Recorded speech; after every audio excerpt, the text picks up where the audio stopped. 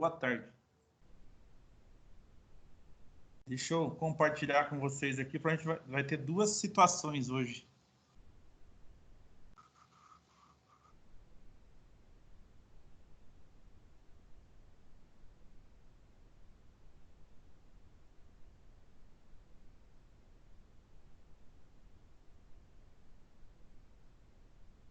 Professor, eu acho que o último link, aquele que o Zaparoli mandou, tá correto, será?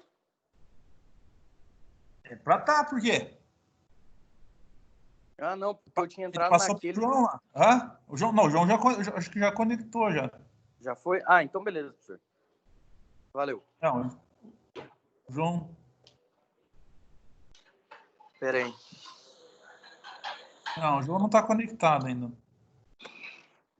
Eles estão falando que é só aceitar. Eu acho que o Zaparoli compartilhou um outro link lá, professor. E daí eles estão esperando aceitar. Lá, peraí, deixa eu passar lá de novo, pessoal. Já não, passo. Tá aqui.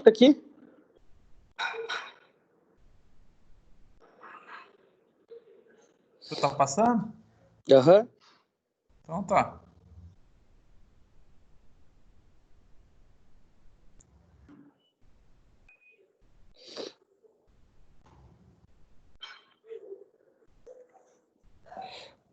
O Zaparoli compartilhou outro link. Não é certo? Aham. Não, ele compartilhou um errado, um diferente. Aí eu entrei acho que 2h30 e fiquei esperando. Eu falei, deve ser o link diferente.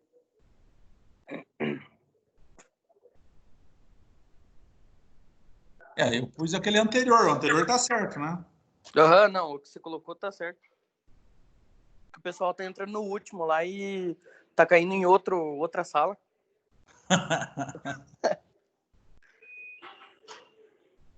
Você pôs alguma coisa lá no grupo? Senão eu já coloco lá. Coloquei sim. Coloquei falando qual que era o certo. Beleza. Ó, o Zapa tá entrando aí agora.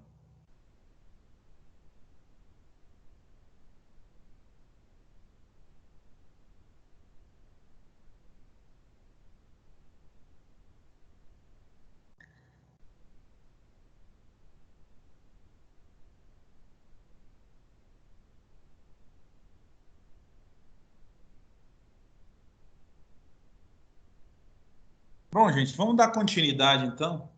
Nós paramos aqui em cima disso daqui que a gente tinha visto na última aula, né? Que era a questão aqui de uma transmissão, na verdade,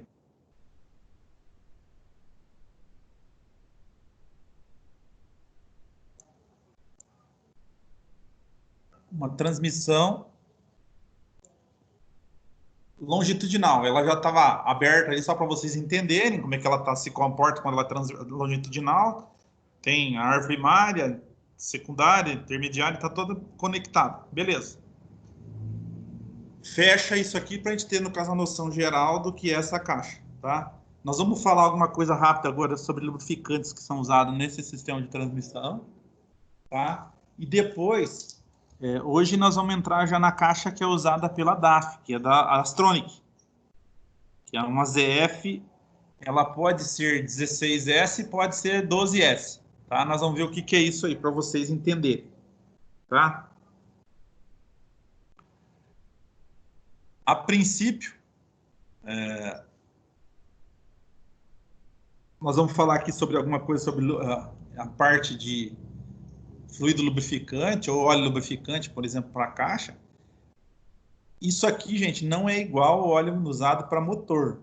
Tem diferença. Então, um óleo de transmissão, como ele não suporta, por exemplo, queima, as rotações aí são um pouco diferentes uma em relação à outra, a gente vai ter que ver que o óleo lubrificante que é usado para transmissão não é o mesmo que é usado, por exemplo, para motor. E ainda tem mais outro inconveniente. Hoje, com a atual conjuntura que a gente tem, diversos tipos de veículo, evolução tecnológica, tipos de materiais que o pessoal está utilizando, Então, é conveniente vocês verem, por exemplo, se ele usa um fluido ou um óleo lubrificante com base sintética ou não, tá?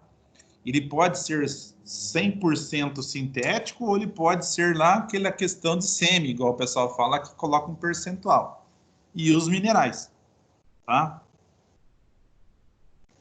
E aqui tem aquela velha ditada, transmissão no caso, que é para engrenagem ou transmissão manual e a transmissão automática são totalmente diferentes uma coisa da outra. Então, as transmissões automáticas, vocês vão ver que os fluidos são, basicamente, todos eles já sintéticos. E as transmissões, no caso, manuais, vocês vão ver que a maioria delas trabalha com óleo, no caso aqui, minerais, tá? E aí tem uma diferença grande em relação a isso daí. E custo também operacional em relação a isso daí, gente.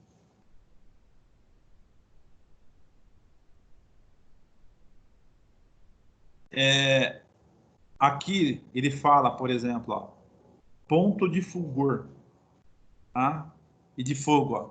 O ponto de fulgor de um líquido indica a temperatura mínima em que os vapores emitidos inflamam-se espontaneamente, tá? Isso quer dizer, ele vai aquecendo, aquecendo, ele passa do estado líquido para o estado gasoso, e se eu continuar aquecendo, esse cara pode, no caso, se inflamar espontaneamente, sem, no caso, eu tenho uma chamada, no caso, ou posso, no caso, por uma chama, ou pode ser por uma faísca, uma coisa assim.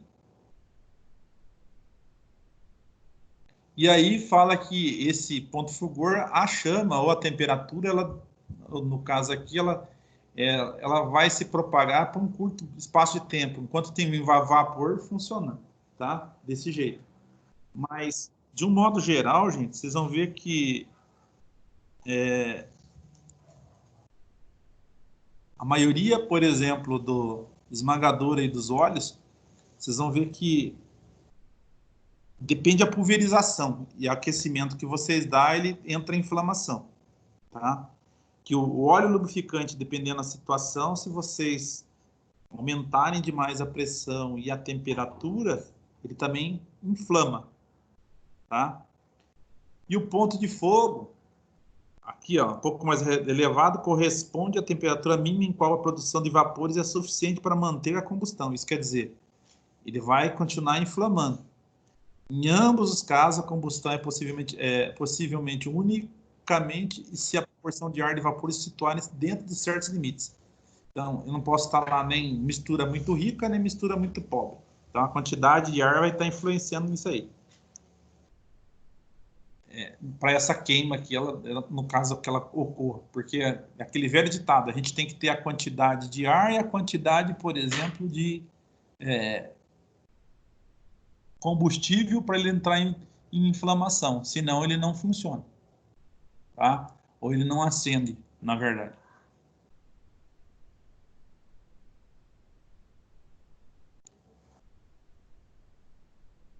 Aqui é a mesma coisa, gente, ó. Sistema de lubrificação ou componentes móveis. Ele protege engrenagens, buchas, mancais, rolamentos, tá? Quanto a efeitos prematuros, no caso aqui, que garante, no caso, um funcionamento silencioso, aqui é um funcionamento silencioso, e confiável da caixa de mudança e do diferencial, assumindo as três seguintes funções: redução de atrito e de desgaste, proteção contra ferrugem. Então, nós temos essas condições aqui tão interligadas aqui para a gente tá vendo essa situação, tá? Então, o que a gente pode colocar aqui para vocês? A caixa tem nível. Tem lá uma vareta que eu vou lá e vejo o nível de óleo, no caso da caixa. Geralmente, quando as caixas são mecânicas, ela não tem esse nível. Eu não vou lá e puxo uma vareta e vou ver quanto de óleo está. Geralmente, o pessoal vai lá, abre um tampão ou, na verdade, um bujão, e esse bujão, o cara coloca o dedo lá, se ele escorrer ou se ele colocar o dedo e tiver ali pareio, no caso, aquele ali, ele está, no caso, dentro do limite, a quantidade de fluido hidráulico dentro. Quando eu falar de uma caixa muito grande, igual a que a gente está falando, aí, por exemplo, para caminhões, tá? Vocês vão ver que em alguns casos ela tem uma bomba hidráulica para fazer lubrificação. Porque às vezes não é o suficiente, por exemplo, o bater o óleo ou direcionar ou a arquitetura, o desenho que tem a caixa para ele estar lubrificando algumas partes, no caso, internas. Então, o que acontece? Ele tem um sistema que vai pressurizar, através de uma bomba hidráulica, o circuito para fazer essa lubrificação. Tá? Quando se fala em engrenagem, a gente fala aqui, diminuir atrito. Beleza, só que o óleo numa engrenagem não é que ele diminui o atrito para ela rodar. Agora, na hora que ela está tracionando, ela vai ter, no caso, uma função diferente. O óleo fica entre os dois dentes, e quando estiver entre os dois dentes, ele está fazendo um amortecimento. Tá? Então, ele evita o contato mecânico, porque no meio desse fluido vai ser colocado, gente, um aditivo de extrema pressão, que a gente fala. Esse aditivo de extrema pressão, o que é? Mesmo ele sendo comprimido um dente de encontro ao outro, tá? Vocês vão ver que ele não danifica, no caso, a engrenagem. Se por acaso saturar esse lubrificante e acontecer de, no caso, dar esse contato mecânico, vai formar um negócio chamado pitch. O que é pitch? É aquele velho ditado, água mole, pedra dura, tanto bate até que fura. Então, o que acontece? Começa a pegar numa posição única ali e o óleo já está saturado, ele vai começar a bater o ferro com ferro. O que ele vai fazer? Vai fadigar aquele material naquela posição e, no caso, se a gente colocasse essa engrenagem ou esse dente lá no microscópio, vocês iam ver que ele tinha uma microestrutura que é cheia de detalhes, ou local que não é, no caso, metálico, ou não foi preenchido ali com óleo. Então, o que acontece?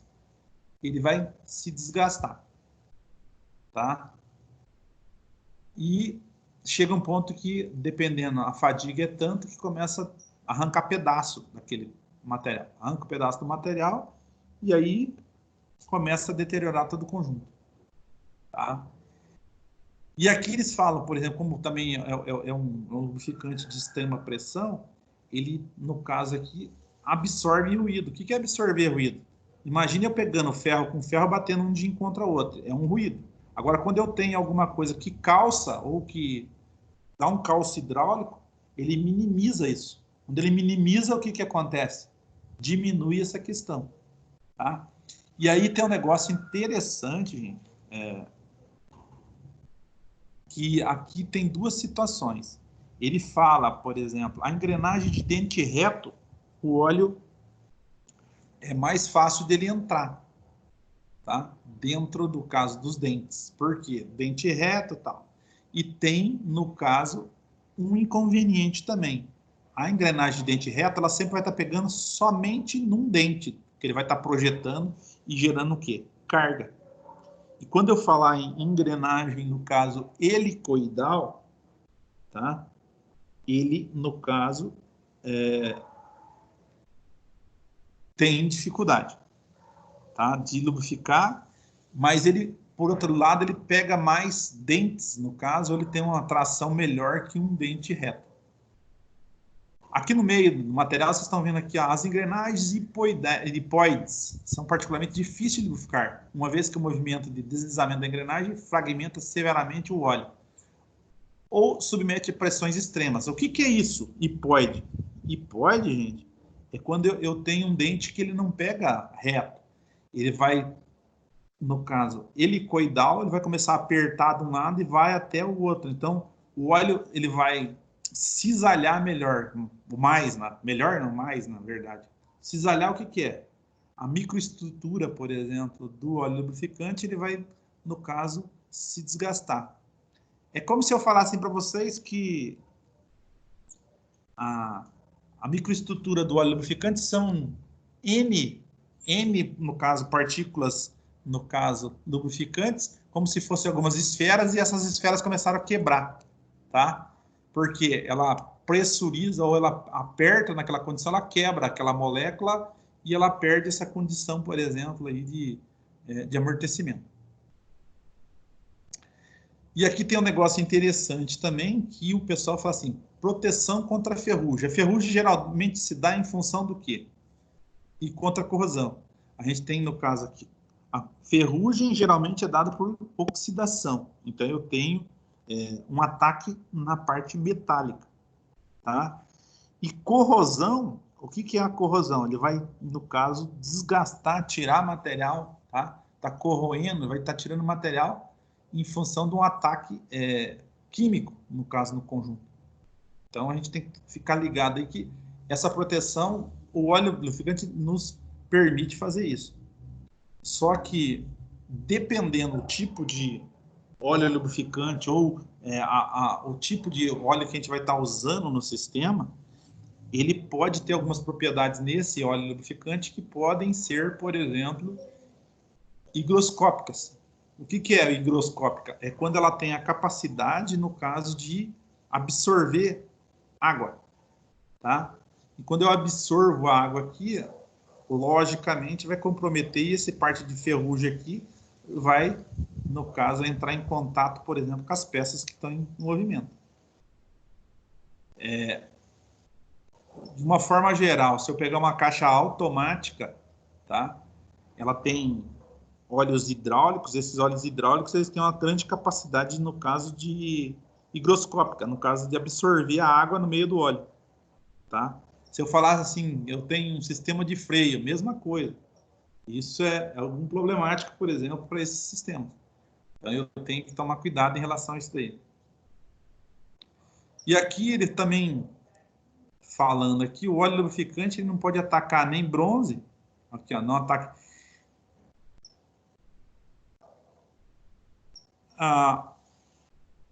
Tá falando que tem que proteger a partes de aço contra a ferrugem. Então, de um modo geral, as caixas na parte interna ou os componentes internos de uma caixa de transmissão, elas são, no caso, em aço. Só que geralmente a gente vai ver que essas peças, por ela estar, no caso, mergulhada no óleo lubrificante, dificilmente eu vou ter um problema no caso de ferrugem aí, tá? Desde que o óleo esteja em boas condições.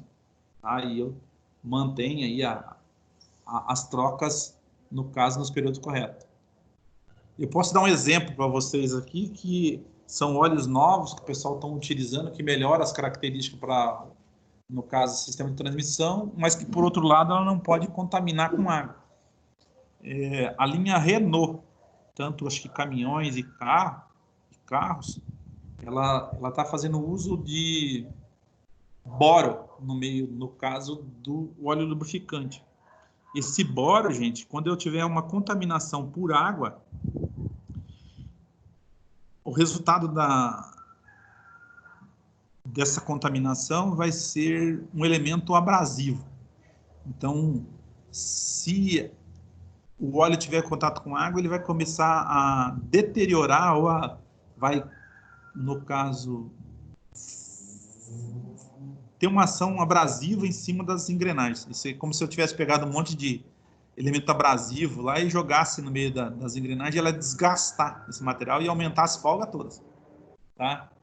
Mas é por causa que eu tenho uma reação química entre o oxigênio e hidrogênio e o boro. E acaba dando esse resultado e é catastrófico para esse sistema de transmissão. Tá?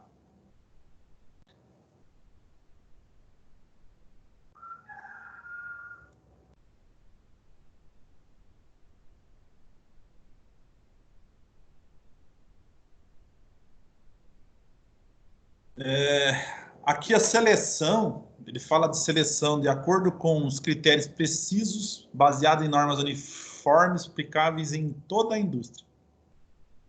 Então ele fala que os dois órgãos aqui que são patenteados para fazer isso é a FAI, que é a Sociedade Americana de Engenheiros Automotivos, tá?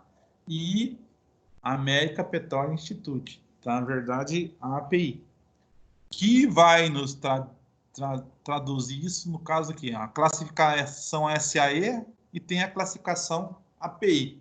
Então, quer dizer, a classificação SAE estabelece uma tabela que desenha o teor de viscosidade do lubrificante, que nós tínhamos visto também que é o teor de viscosidade, por exemplo, do óleo de motor. A viscosidade é essencial, uma medida de resistência que opõe o fluido a escoamento. Então, nós vamos ter isso.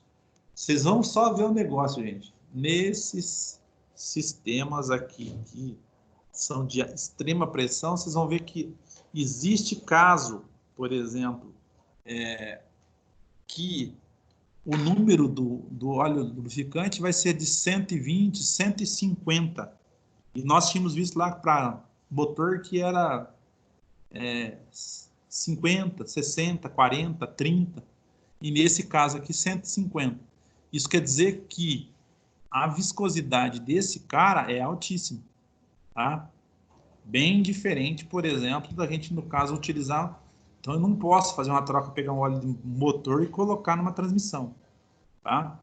Senão, eu vou estar comprometendo aí todo o sistema. Só para vocês entenderem aqui, ó, quando eu tiver os números, a letra W, nós voltamos a falar de novo, é o Inter para trabalhar no inverno, então eu tenho 70, 80, 75, 80, 85, 80, 140, 250. Essa de 250 aqui é quase uma graxa, para vocês terem ideia. De tão pastoso ou tão viscoso que ele vai ficar.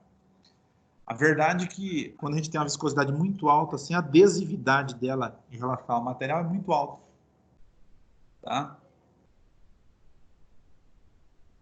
Então, ele mostra aqui, ó, uma tabela de stroke, poses, que é o que está mostrando aqui, ó, menos 55, menos 40, menos 26, menos 12. Existe, isso aqui são óleos que podem ser monoviscoso, e quando a gente falar de multiviscoso, vai ter duas numerações. Pode ter um 75W80, um 80W, no caso, 90, um 85W140, e depende, no caso, essas questões, tá? Aí ele tem a viscosidade stroke dele aqui a 100 graus Celsius, ele traz ali 4.1, 4.1, 75, 7, no caso, 80W, 11,85, 80, no caso, sem ser, no caso, para trabalhar em inverno, 13,5, 24 e 41, tá? Então, ele traz a mínima e a máxima para a gente ter uma relação aí. Logicamente, ó, aqui nós estamos falando, pelo que está mostrando aqui para nós, deve ser óleo, tem aqui monoviscoso, tá? E ainda não são óleos sintéticos, porque os óleos sintéticos eles se traduzem, no caso, em numerações bem mais baixas em relação a isso, e a viscosidade dele é bem, no caso, menor do que um óleo mineral.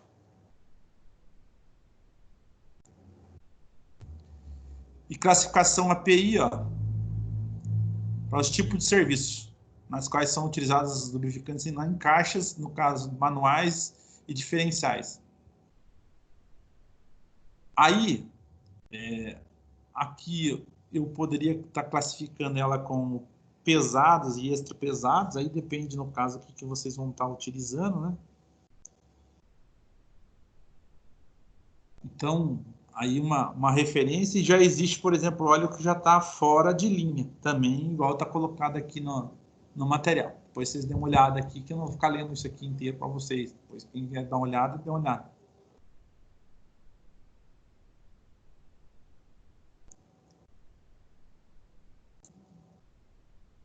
Então,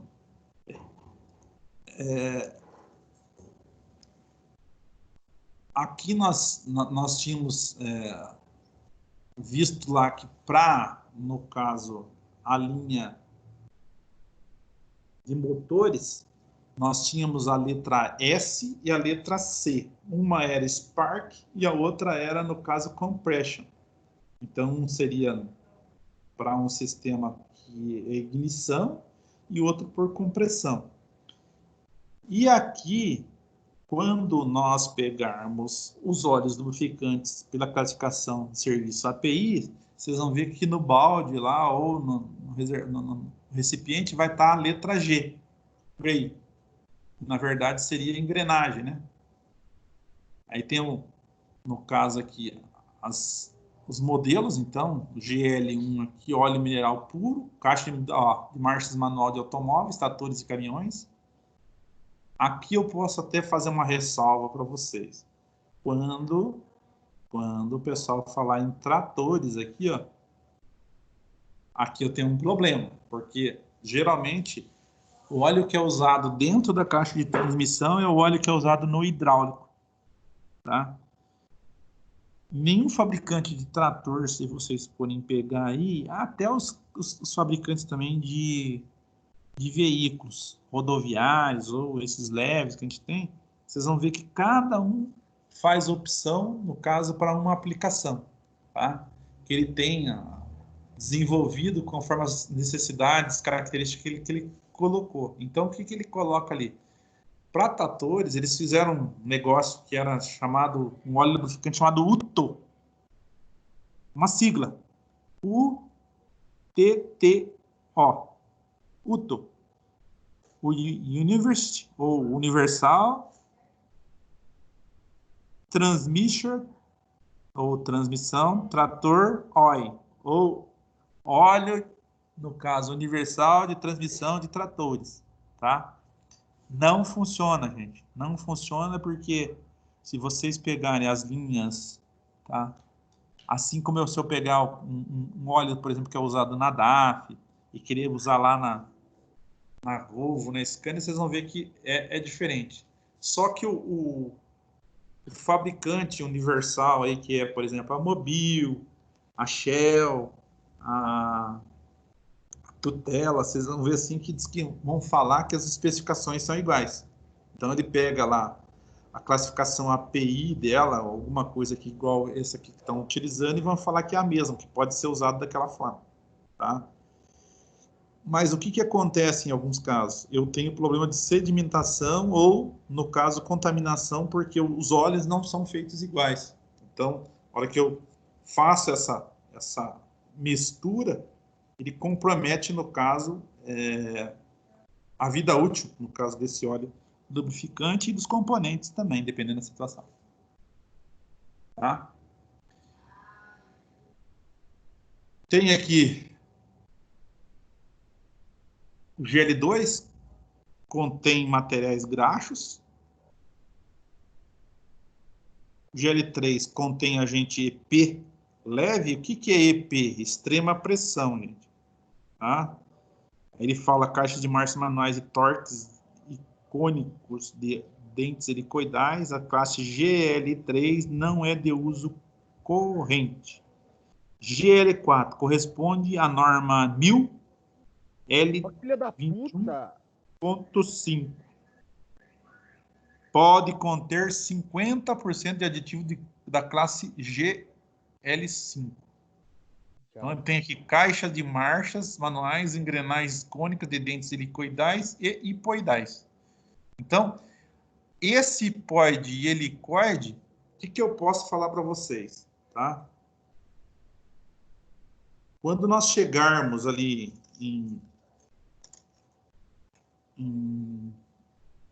diferencial, vocês vão ver que existe um negócio que tem que ser estudado e visto, que é o posicionamento da relação do pinhão em relação à coroa.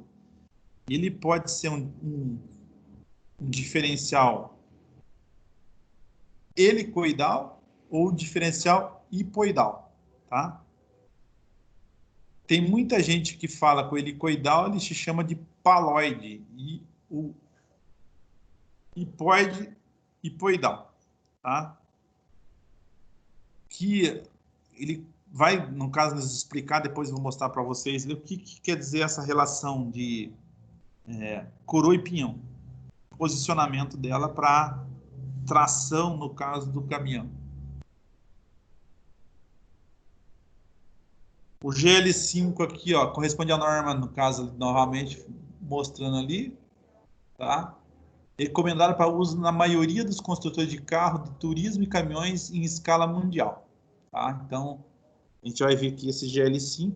Por isso que eles falam que é de uso geral, daí ele pega uma marca, por exemplo, a Mobil ela faz com essa característica, a Shell faz com essa característica, a Tutela faz com essa característica, se eu pegar a BR lá, que é, no caso, a Petrobras, ela faz com essa característica e ela pode ser usada em qualquer tipo de caminhão, tá?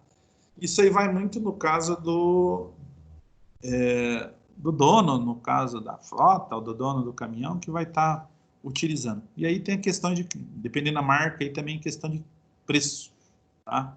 Em relação ao outro.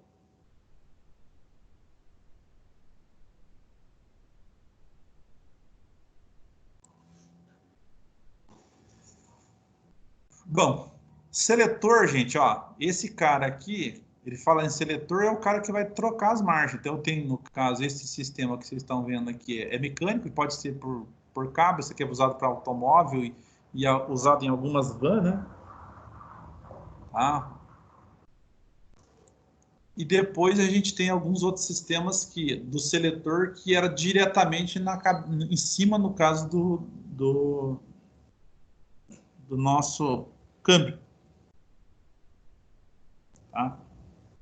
E aqui alguns cuidados que a gente tem que ter. Verificar nível de óleo da caixa e dos demais, no caso, periodicamente. O que é os demais dos demais? Aqui, na verdade, ele está falando, por exemplo, do sistema hidráulico, do sistema de diferencial. Quando eu tenho eixo redutor ou cubo redutor, eu tenho que verificar a quantidade de óleo que tem no cubo redutor. Quando eu tenho caixa de transferência, que é, por exemplo, uma transmissão 6x6, um bom caminhão que se vocês forem vender um fora de estrada, ele tem a caixa de transferência, tem que verificar nível, no caso, de óleo da caixa de transferência. Então, algumas coisas tem que prestar atenção aí comumente. Verificar se há vazamentos, tá? Como a gente tem óleo que é, no caso, muito viscoso, às vezes ele não fica pingando, às vezes vai umedecendo aquilo e vai juntando sujeira lá. Então tem que prestar atenção nesse cara, tá? Que pode estar comprometendo todo o conjunto. Verificar se o óleo não está contaminado. Aí é duas situações. Um câmbio que vai 10 litros, 12 litros, 20 litros de óleo, vocês não vão ficar mandando fazer análise químico-física em laboratório. Então, às vezes é mais conveniente trocar aquilo pela quilometragem lá, ou se não por tempo, ou se não por horas trabalhadas, do que a gente ficar com aquilo lá fazendo análise, que a análise é muito cara. A não ser que eu tenha, por exemplo, um processo de manutenção, que eu tenho uma frota de, sei lá, de 1.000 caminhões. Os meus 1.000 caminhões, ele troca o óleo, no caso, semestralmente. Eu quero ver como é que está, por exemplo, o desgaste ou como é que está a contaminação desse óleo. Daí o cara tira, no caso, aleatório ali, no caso, algumas amostras e vai, no caso, mandar fazer uma análise. Tá? Essa questão para ver se está ou não contaminado. Trocar os filtros, no caso de óleo, nos períodos recomendados, para os sistemas que tiverem. Né? E tem uns que só tem tela, no caso, não tem filtro. Regular a folga da embreagem e das engrenagens. Aí tomem cuidado com isso aqui, porque a gente tem folga axial dos eixos. Folga entre dente, se for árvore fixa, não tem como tirar, a não ser que eu tenha com folga nos rolamentos. Verificar respiros, limpando-os se necessário. Se eu perguntar para um de vocês, para que serve um respiro, no caso, numa caixa? Qual que é a finalidade, gente? Alguém sabe me dizer?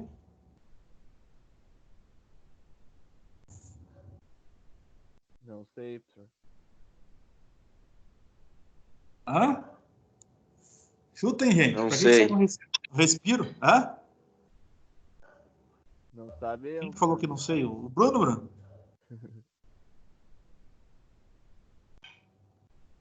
José Vitor. Foi o Alves. Olá, José Vitor. Matheus, chuta. Para que serve? Ah, é um respiro, professor. Ele Respiro. É que tá com falta de ar, vai ter que ir respirando, será isso? O que vocês acham? Pode chutar, com temperatura, professor? Oi? Tem alguma coisa a ver com temperatura? Não, Gabi. Vamos pensar um pouquinho mais diferente. Gabi, quando eu bato o óleo lá dentro, se ele não tiver um lugar para expandir, o que acontece com a parte interna? Vai expandir, no caso, né? O ferro. Vai expandir. Certo, perfeito.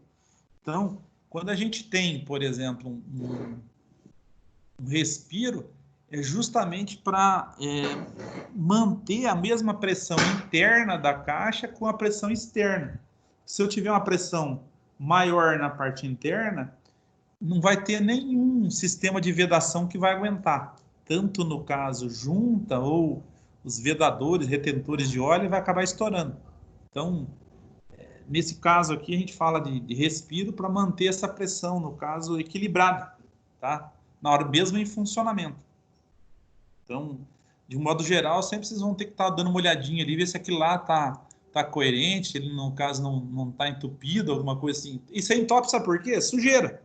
O óleo está úmido ali, começa a acumular toda a sujeira ali, daqui a pouco ele aumenta, e daí começa a dar vazamento constante, por exemplo, em retentor, alguma coisa, você não sabe o que é, você vai ver o respiro está entupido, tá? Então, tomem cuidado com isso daí.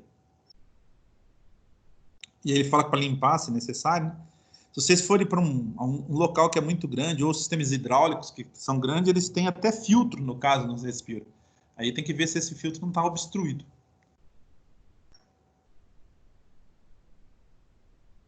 Aqui fala de lubrificação, por exemplo, de pinos de eixo dianteiro, cardan, pedal de embreagem, cruzetas e mancai do eixo dianteiro. Isso facilita, por exemplo, o quê? Ou diminui atrito entre outros. Se eu tenho um pedal de embreagem que eu ficar acionando constantemente, tá? Facilita, no caso, esse movimento. Se eu tenho as cruzetas lá, por exemplo, no sistema de transmissão, também mesma coisa, gente. Ele vai manter, no caso, lubrificado o conjunto e evitar que fique, no caso, com vibrações, algumas coisas assim, tá? A parte aqui de eixos, no caso, dianteiro aqui, não tem muito a ver, porque isso aqui é a parte direcional, mas a gente tem que ver o que influencia realmente. E aí, uma coisa que não foi colocada aqui para vocês é a troca ou a periodicidade no caso substituição do óleo, no caso do sistema de transmissão.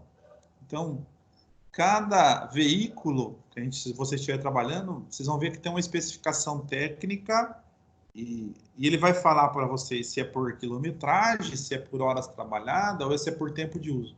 Geralmente, o caminhão rodoviário, eles vão falar para vocês que é por quilometragem ou tempo de uso, tá? Então, estourou lá, por exemplo, a quilometragem, tem que trocar com 40, com 50 mil, então troca com 40, 50 mil. Aí eu tenho que trocar com 1 ano de uso. Eu não rodei tudo isso. Um caminhão, realmente, para ele não rodar só 40 mil quilômetros aí no ano, rodando extremamente pouco.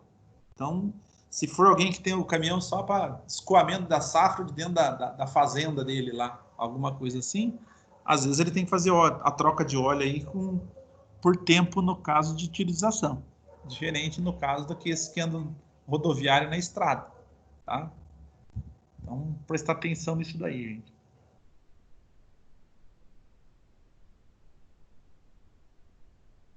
Alguém tem alguma dúvida aí, gente? Professor, na parte do respiro lá, eu fiquei pensando, qual que é o maior problema? Sei que você já viu. O respiro?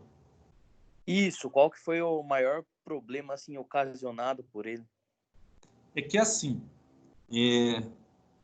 toda vez que eu tiver um ambiente, gente, que tenha trabalhando algum tipo de líquido, tá? Seja ele o tanque, seja ele, por exemplo, uma caixa de mudança, um diferencial, o próprio motor, todos eles têm que manter a pressão atmosférica.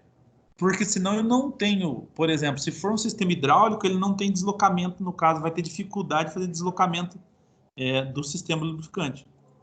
E se for um sistema fechado, igual aí de uma caixa, vocês vão ver que ela começa a aumentar e começa a estourar, por exemplo, o retentor dianteiro, que é o do eixo dianteiro lá, a gente chama lá o eixo piloto. Ou, se não, o eixo de saída, que é lá que vai para o cardan. Então, esses retentores aqui, é aquele velho ditado, aonde que estoura, aonde que força mais, é onde que vai acabar, no caso, tendo um problema, porque começa a forçar, não tem para onde sair aquela pressão, ele sempre vai ocorrer a ruptura ou vai dar o defeito, onde que vai estar mais possível dele, no caso, se desgastar ou estourar, né? E, geralmente, o retentor, que ele é feito de um material que elastômero e uma mola para fixar ele, vocês vão ver que ele acaba expandindo ali, acaba, no caso, nesse problema aí. Tá? E não, beleza, vazamento, valeu. gente, ó, aí isso vai resultar num vazamento. Aí você vai começar lá, você vai lá, troca o retentor que está danificado, beleza. Dali 2 meses, 3 meses, começa a vazar no mesmo lugar. Você fala, mas o que está acontecendo? Aí você vai falar assim, troca de novo, acho que o retentor eu coloquei errado. Troca. Daqui a pouco dá vazamento de novo. Aí o cara vai chegar lá e falar assim, não, deixa eu ver se o eixo não está gasto, vamos ver se aqui alguma coisa não está gasta. Tá tudo ok, tudo 100%, tá continua. Daí ele esqueceu um negócio que era muito simples, que era essa questão só do respiro. Tá? Chegar ali, por exemplo, lavar, ou se não tirar ele e passar um ar comprimido, no caso, para desobstruir, alguma coisa assim. É um negócio muito simples, cara. E assim, gente,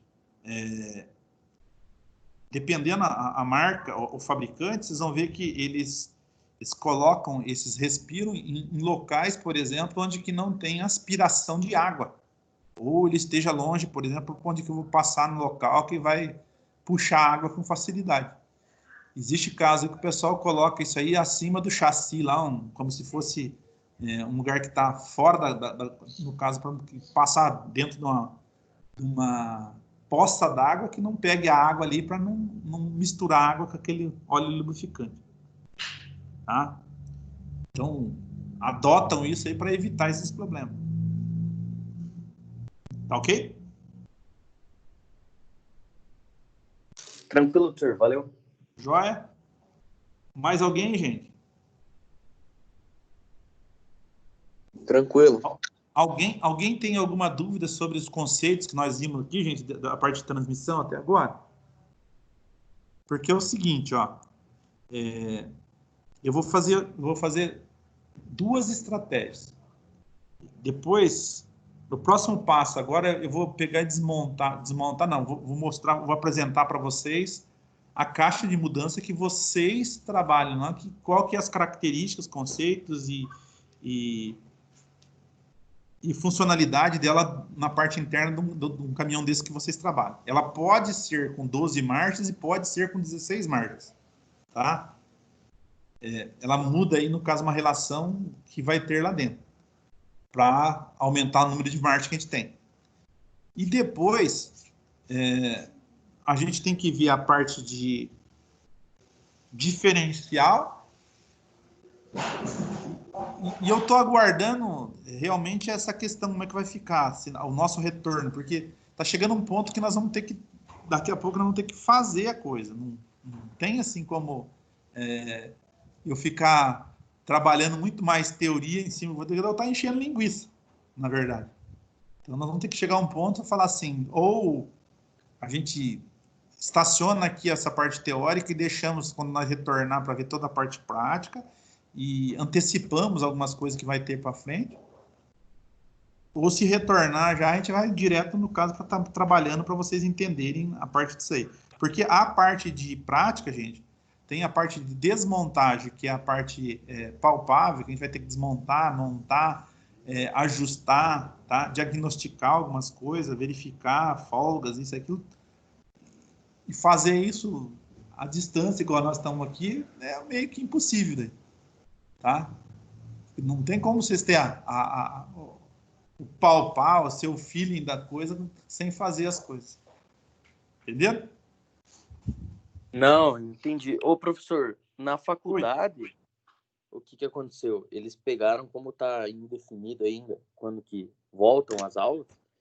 Esse semestre que eu tive foi praticamente à distância, né? Tudo online.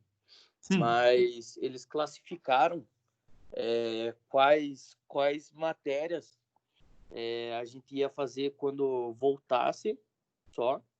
Certo. Tem matéria que está sendo meio a meio, tipo, um tanto da turma, tem vários ciclos para ir no laboratório e tem uns que já estão sendo liberados. Mas, nossa, tá bem complicado isso. O grande Aí, problema, o que gente... acontece? Eles pausam ali na faculdade. Agora a gente terminou o semestre, falta uma semana só as provas, aí acaba o semestre, só que daí quando voltarem as aulas, todo mundo vai ter que fazer as práticas, sabe? Vocês estão na mesma condição que a gente. Essa semana nós retornamos com o pessoal do curso técnico, e o curso técnico é o seguinte: a maioria da parte prática deles já foi, a parte teórica já foi vista. Agora, chegou um ponto, como é que nós vamos fazer? Não posso ter acúmulo de pessoas num lugar só. Então, não tem como a gente parar e lá, vamos todo mundo no laboratório, lá vamos começar a fazer. Não tem, não está liberado nem pela instituição, nem pela prefeitura aqui, que são os órgãos que estão mais próximos aqui, que é legislativo, e nem pelo governo do estado. Entendeu? E o que nós vamos fazer? Nós fizemos uma outra estratégia. Nós estamos puxando algumas coisas que tem para frente e vamos dar continuidade. Daí, na hora que volta toda a parte prática, daí só em laboratório. Daí, se vocês estão entendendo em relação ao que a gente está querendo fazer com vocês. E daí, trabalha a parte teórica, depois, quando chegar, vai ter que estar disponível para nós estar trabalhando só em laboratório. A maior parte do tempo. Eu tô pensando nisso aqui já, essa questão que eu estou levantando com vocês aqui, eu estou pensando nisso porque nós estamos chegando a um ponto, eu tenho que ver essa parte da Astronic, que é o que usa para vocês, e diferencial, mostrar os conceitos também, como é que tem que ser feito, mas vai chegar um ponto que também não tem, daí nós vamos ter que puxar outra matéria, eu acho, né? Se não voltar nada. E tem um negócio que está ventilando, que diz que eles estão querendo voltar agora dia 15 de julho. Não dia 5 de agosto, igual o pessoal está falando. Mas é tudo... Olha, professor, da faculdade, eu não estou escutando nada. A única coisa que era para voltar dia 20, aí mudou para 1º de junho, mas, tipo, é tudo o que eles acham que vai acontecer, entende? Então, provavelmente vai prorrogar mais um tempo. É que não sei se vocês estão acompanhando, mas os números só estão aumentando, né? Isso que diz que o pico é em julho, agosto, uma coisa assim. Aqui na cidade deu um pico semana passada, agora deu uma amenizada, morreu um caboclo, né? Diz que morreu um caboclo que estava internado, né? Só que não sabe se é daqui, né? Então, não fiquei sabendo, professor. Não, eu vi agora na hora do almoço. Que veio para cá de Venceslau, uma coisa assim. Teve um cara que morreu aqui, estava com 90% de ocupação dos leitos de UTI, agora está com só 60% de novo. Teve uns que saíram de lá e teve um falecimento. Mas a gente está nos outros estados ou nas outras cidades, teve expansão de 400%, 600%. O negócio é meio crítico, gente. É que começou a aumentar agora o pessoal fazer os testes, né? E tem gente que estava assintomático, foi testado, repassou para um monte de gente. É vetor, né? Esse é um grande problema. A gente não sabe quem tem, quem não tem. Mas tá bom, gente. Vamos parar por aqui hoje. Amanhã nós vamos trabalhar em cima já da caixa da DAF, tá? Para vocês entenderem o produto que vocês trabalham lá, realmente, tá? E realmente, esse produto que vocês estão montando hoje, que já vai vir já um produto novo ainda, que é o do Euro 6, já é outra caixa de transmissão, tá? Mas elas são muito similares uma em relação à outra. Tá ok? Tudo bem, professor, tranquilo. Então tá joia, gente. Bom final de tarde para vocês e se cuidem, tá? Valeu, professor. Você também. Até mais. Valeu, professor. Até Obrigado. amanhã. Valeu. Valeu. Tá legal. professor. Até mais. Ô, professor, Oi, tá aí ainda? tô. Só uma dúvida. Pois não. O nosso curso acaba quando acaba o nosso contrato ou a gente continua depois que acaba o nosso contrato com a empresa? A empresa acho que tem contrato com vocês até setembro, né? Até agosto.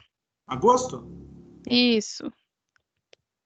Nós temos, ó, só sei do negócio. Nós temos que terminar a nossa matéria. Porque não adianta a gente, por exemplo, terminou o contrato, terminou lá e vocês falar que terminou, daí não termina. Porque eu só vou poder certificar vocês na hora que a gente fechar toda a parte do que nós temos que se ver, né? Mas a gente está Entendi. fazendo o máximo possível para poder tá trabalhando, principalmente a gente está trabalhando esse negócio à distância para não ficar muito para trás essas questões. Hein? Se nós tivéssemos parado Entendi. 100% e esperar normalizar tudo, nós não fechávamos essa conta de jeito nenhum. Entendi. Então, às vezes corre o risco de acabar antes da empresa e a gente continuar tendo o curso. Só para fechar e vocês estarem certificados perfeitamente, gente. Entendi. Aham. Tá? Porque agora que você frequentou 1 ano e meio, chegar agora no final do curso e falar assim, não, para por aqui, aí vocês não viram nada que tinha que ver o final, no caso que seria as práticas, aí fica complicado, né? É isso que eu estava pensando. Uhum. Então, obrigada, Mas professor. tá legal. Bom final de tarde para vocês. Igualmente. Tchau, tchau. Tchau. Obrigado, senhor. Até mais. Tchau, tchau.